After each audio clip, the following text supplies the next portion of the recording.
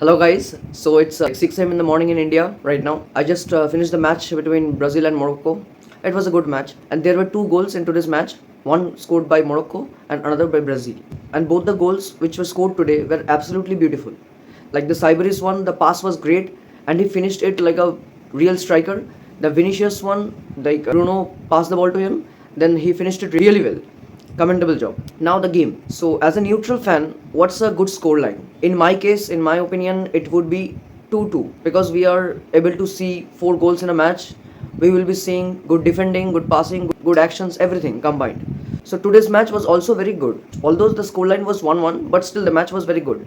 It was a very even setup. Many thought that Brazil will easily dominate Morocco, but as I said in my last video, that it is not easy to captivate Morocco in this tournament because in my opinion they have probably the best fullbacks in this tournament with Mazraoui and Hakimi. Like it's a sheer force of two attacking and defending wingbacks like from both the flanks. It is really one of their main weapons in this tournament. Now Brazil also had good game, but as the game progressed they were not able to capitalize that much as we thought. They were really mispassing a lot and Morocco was pressing really hard and it was not a good game from Gabriel. Marquinhos did really well, but Gabriel did not stood up to his mark. Like everyone hoped a very high performance from him as he has been given in Arsenal, but here he somehow could not manage to pull up the same kind of performance. Casemiro also, like Brazil's midfield is very weak, in my opinion. Casemiro and off the bench they got Fabinho, so it is not working like that. Bruno is very good, but they also need to have someone younger. Maybe they should try. Casemiro and Fabinho are not working well. And when it comes to Morocco, there were several players who were very good today.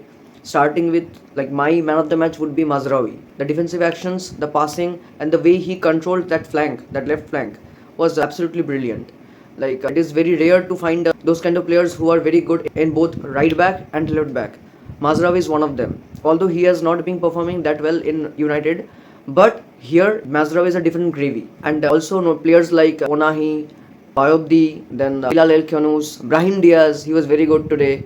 So like they had a really good chemistry going on and they were really creative actually. Now coming back to Saibari is a really important player for them. Why? Because he is very versatile and Morocco is using Saibari as a number 9 or a false 9 where he can drop in spaces and create some chances. And when you can see the difference when Saibari came off, when Hakimi was trying to pass into the center in the D box, then there were no central players.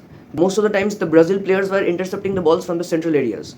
So yes, they have to find a solution to that when Saibari is taken off. Now in this whole World Cup tournament, the impact of substitutes will be very high. Why? Because of the heat. You can see in different training sessions like in Spain, in Germany session, you can see in these pictures also that they are wearing ice vests to keep them cold, to adjust to the temperature. So in this game also, or rather in all the games, you will probably see that after the 70th minute, after the second cooling break, the game will slow down a bit because many players will have tired legs. They can't just move as fast as they were moving in the first half or before just after the first half in the second half, starting 15-20 minutes. So in my opinion, this whole tournament will be very much lethargic for the players because Germany has been training in 40 degrees. That's a very high temperature for the people living in Europe and normally other footballers also. But yes, African players can maybe adjust to it, maybe Asian players also.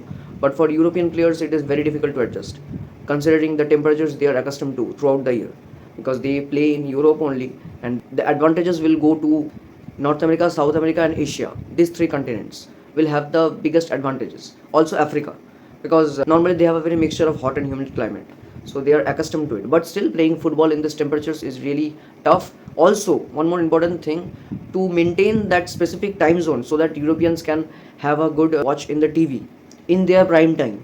So they have put the matches in odd times, like more in the morning, in the afternoon. So that is a very disturbing thing. So that is the main important thing, which is why the players are facing a lot of they are getting very tired very fast. That is why even the South American players are also getting very tired. And an example for that would be Matthias Cunha.